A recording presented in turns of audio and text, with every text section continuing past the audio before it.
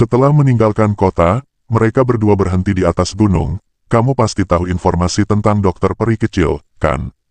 Saat itu kami bertiga berhasil keluar dari lubang cacing. Kami segera pergi ke wilayah Pil untuk menunggu kakak Xiaoyan. Namun, faksi tidak bermoral yang disebut Gerbang Yuxian mengarahkan pandangan melecehkan mereka pada dokter peri kecil karena kecantikannya. Dalam amarahnya, dia membunuh semua orang di faksi itu, termasuk ketua faksi tersebut, yang juga merupakan seorang elit Douzong. Namun selama perlawanannya, dia juga terluka dan menyebabkannya melepaskan segel racun di tubuhnya. Serentak hal ini diketahui oleh banyak orang dan dengan cepat informasi tersebut menyebar. Mendengar ada seseorang dengan tubuh beracun, banyak faksi besar mengejarnya. Hal ini disebabkan, seseorang dengan tubuh beracun pernah menjadi bencana di wilayah Pil. Lembah Sungai Es adalah yang paling aktif mengejarnya. Namun, niat mereka bukanlah untuk menghancurkan tubuh racun tersebut, melainkan akan digunakan untuk melakukan suatu metode khusus. Ekspresi Xiaoyan berangsur-angsur menjadi gelap dan serius ketika dia mendengar kata-kata Xinlan. Beberapa waktu yang lalu, keberadaan dokter peri kecil berhasil ditemukan, dan menyebabkan dia bertukar pukulan dengan beberapa ahli lembah Sungai Es. Dia berhasil melarikan diri, namun dokter peri kecil juga mengalami luka serius. Apakah kamu tahu di mana dia sekarang? Iya, saya tahu. Saya telah menerima informasi yang dikirim oleh dokter peri kecil kepada saya. Tempat itu bernama aliran dewa yang jatuh. Namun, tempat itu saat ini dikelilingi oleh para ahli dari lembah Sungai Es. Saya bahkan tidak bisa masuk. Kakak Xiaoyan, sekarang apa rencanamu? Apalagi yang bisa saya lakukan? Saya akan pergi ke aliran dewa yang jatuh. Kalau begitu, aku akan memimpin jalan untukmu. Aku tahu bagaimana menemukan dokter peri kecil setelah memasuki aliran dewa yang jatuh. Xiaoyan sedikit mengangguk dan seperti teringat sesuatu dan bertanya, benar, di mana Xian? Apakah dia bersama dokter peri kecil? Tidak, dia tidak bersama dokter peri kecil. Ketika kami tiba di wilayah Pil, dia segera pergi dan meninggalkan pesan untuk kami yang mengatakan bahwa dia tiba-tiba merasakan sesuatu dan ingin pulang ke rumah. Pulang ke rumah, Xiaoyan bertanya-tanya dalam hatinya, yang mana identitas gadis unyu-unyu yang selalu mengikutinya itu masih menjadi misteri. Semoga Xian baik-baik saja, dan kita harus segera menemukan dokter peri kecil, ucap Xiaoyan, sambil meraih tangan Xinlan untuk meninggalkan pergunungan.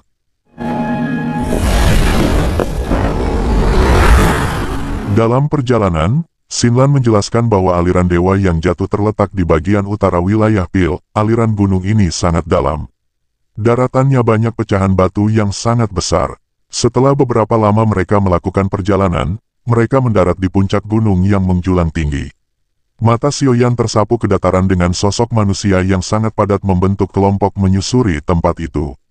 Apakah ini aliran dewa yang jatuh? Tempat ini memang bahaya. Xiaoyan menarik pandangannya, mengangguk, dan menilai situasinya. Xinlan juga mengangguk. Dia segera berkata, kakak Xiaoyan, langit aliran dewa yang jatuh tertutup kabut beracun. Karena itu, kita tidak bisa masuk lewat jalur atas. Kita hanya bisa masuk dari jalur bawah. Namun, ada banyak ahli dari lembah Sungai Es yang menjaga dan mengamati semua aktivitas di tempat itu. Kekuatan macam apa yang dimiliki para ahli yang dikirim oleh lembah Sungai Es? Berdasarkan informasi yang telah saya peroleh, yang memimpin pencarian kali ini adalah dua sesepuh dari lembah Sungai Es, Bing Yuan dan Bing Fu, yang telah bertukar pukulan dengan dokter peri kecil sebelumnya. Namun, saya pikir harus ada ahli lain selain mereka berdua. Sepertinya ada 4 elit Douzong dalam pencarian tersebut. 4 Douzong ya? Xiaoyan mengangguk. Dengan kekuatan dokter peri kecil saat ini, sesepuh lembah Sungai Es ini cukup untuk menangkapnya.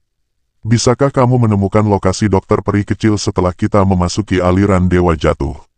Iya, jawab Xinlan. Kalau begitu, mari kita masuk ke aliran dewa yang jatuh dan temukan dokter peri kecil dulu. Segera mereka berdua bergegas menuruni puncak gunung dan mendarat di bawah. Pintu masuk ke arus dewa yang jatuh berada di antara dua batu berwarna hitam menjulang tinggi. Namun, saat ini ada cukup banyak orang lembah Sungai Es yang berjaga di tempat ini. Pemimpin mereka adalah seorang pria tua berpakaian putih yang duduk menyilangkan kaki dengan aura dingin terus-menerus keluar dari tubuhnya.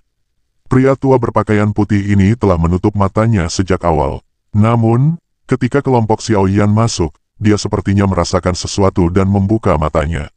Ada keterkejutan di matanya saat dia melihat Xiao Yan di bawah, di mana sebelumnya banyak orang yang telah datang ke tempat ini untuk mencari wanita tubuh beracun.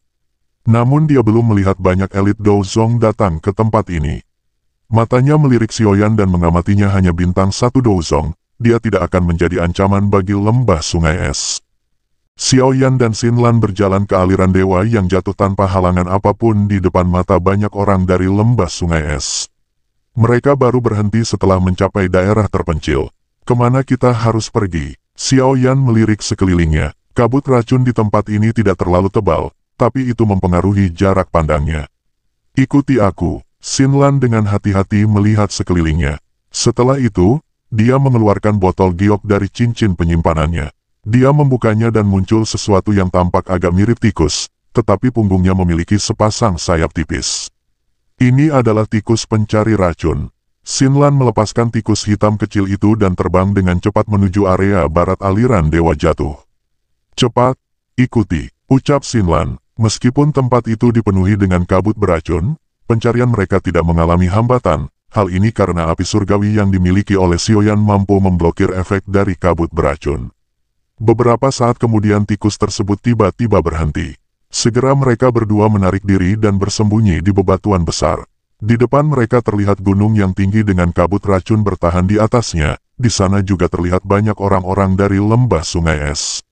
Salah satu sosok dari mereka tetap tergantung di udara dan berkata, "Wanita beracun, menyerahlah. Anda mungkin masih memiliki kesempatan untuk hidup jika Anda melakukannya." Mendengar ini, ekspresi marah terpancarkan di raut wajahnya.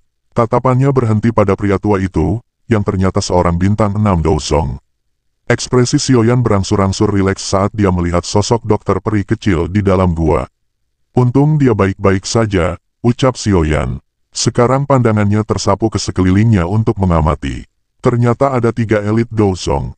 Selain itu, ada lusinan murid elit lembah sungai es. Lembah sungai es ini benar-benar bersedia mengeluarkan kekuatan sebanyak ini. Xiao Yan dengan lembut bergumam pada dirinya sendiri. Kakak Xiao Yan, keduanya adalah tetua lembah sungai es, Bing Yuan dan Bing Fu. Mereka berdua sangat kuat. Hati-hati, Xiao Yan sedikit mengangguk sambil melihat situasi di depannya. "Wanita beracun, kamu tidak akan bisa melarikan diri. Dirimu sudah mengalami luka yang serius.